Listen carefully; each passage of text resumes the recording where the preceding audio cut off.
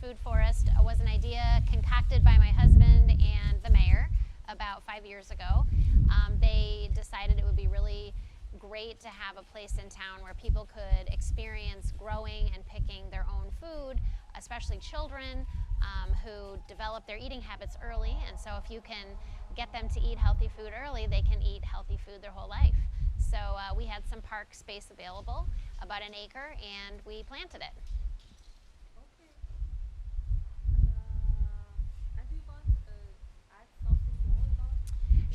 Sure. So my husband, Bill Davison, he worked at University of Illinois Extension at the time. So he was trying to work with small-scale farmers to grow different types of crops.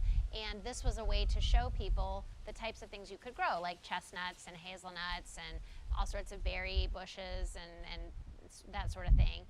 So because I work at the town as well and I work with the Parks Department, I was able to help collaborate, which was really fun. We used a ton of volunteers. Bill Davison, he worked at University of Illinois Extension at the time. So he was trying to work with small-scale farmers to grow different types of crops. And this was a way to show people the types of things you could grow, like chestnuts and hazelnuts and all sorts of berry bushes and that sort of thing. So because I work at the town as well and I work with the Parks Department, I was able to help collaborate, which was really fun. We used a ton of volunteers. We have people come out all the time and help us with weeding and mulching and trimming. But the original planting day, it took about 75 volunteers one day to plant more than 2,000 plants. Chestnuts and hazelnuts, we have raspberries and blackberries, currants and elderberries, those are kind of bushes. We have some fruit trees, so there's apples and pears. I'm not sure if we still have peaches because over time we have lost some plants, which is also part of the learning experience, trying to figure out what will grow well here. We had fig trees and those died. It's too cold here in the winter. But yeah, so we have a lot of different fruit trees. For a while we had asparagus, and that was really fun for people because a lot of people don't know where asparagus comes from. So. Right. So we don't use any chemicals at the Food Forest. If you plant things right and you have the right kind of diversity, the right kind of varieties, and then you put a little elbow grease into it, you really don't need the chemicals. You can manage the weeds through just manual labor or through mechanical, like certain kinds of tools, or like a flame weeder, you can use fire. And as far as like insecticides, like trying to kill the bugs, we just have a very diverse planting out here. So if one bug likes one kind of plant, it's not going to eat all the plants. So you do have to just plan for diversity, and that's kind of your insurance policy. So we don't have any need for chemicals out here, which is really nice.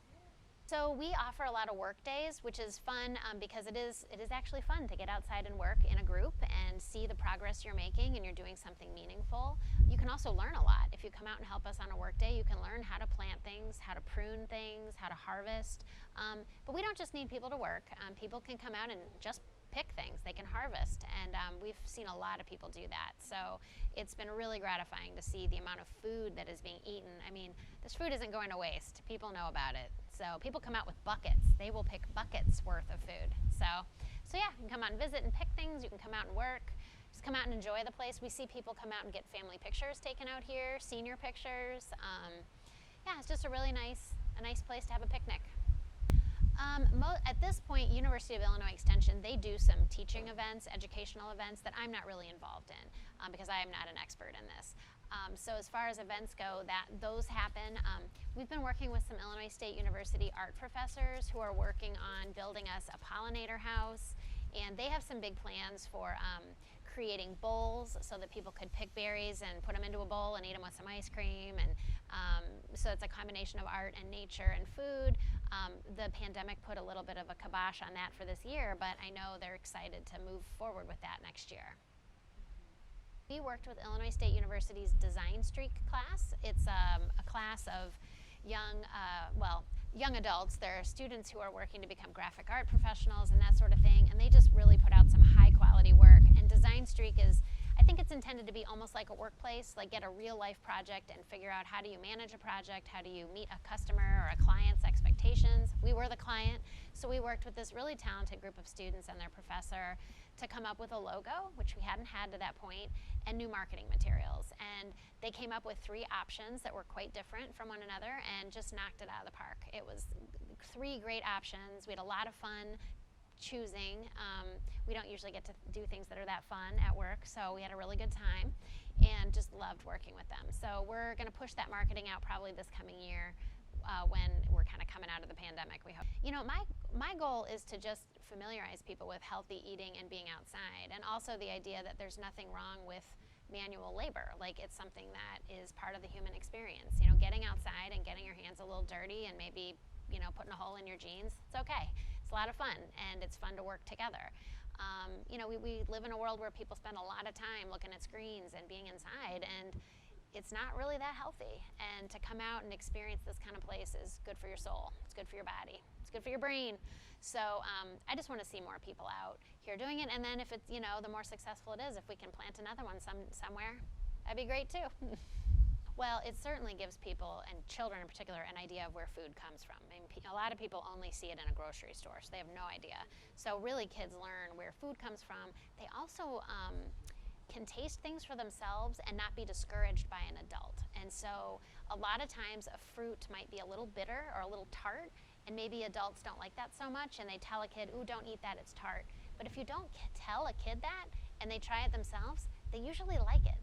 And it's really healthy. And so we have a lot of kids come out here and they're eating currants and elderberries, and normally you wouldn't think a kid would do that, but that's because adults are telling them, kind of biasing them against it.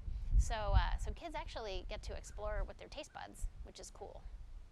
Well, they should just come on out and see for themselves. We have educational materials, and there's contact information, so they can always call me or email me or read. And all right, so what I was doing today was pruning the black raspberries in a way that they can get more light, more sunlight, more air moving through the plants to improve their health, because the last 2 years we've really had issues with diseases because of our very wet and very warm spring times.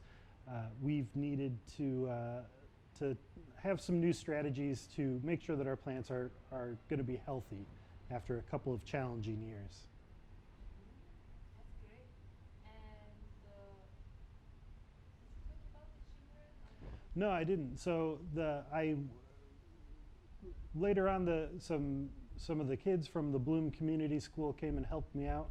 I've been working with them once a week since school began for them, with their really unique program, being able to do their school outside. They were looking for ways to provide a service to the community and also help out this area where they are learning and exploring every day. So they wanted to come work at the Food Forest with me, and it's been really wonderful to get this extra help in a year where we haven't been able to have as many volunteers come and help us. And even though they're, you know, junior high students, they're still providing tons of service to the site. It's really been wonderful.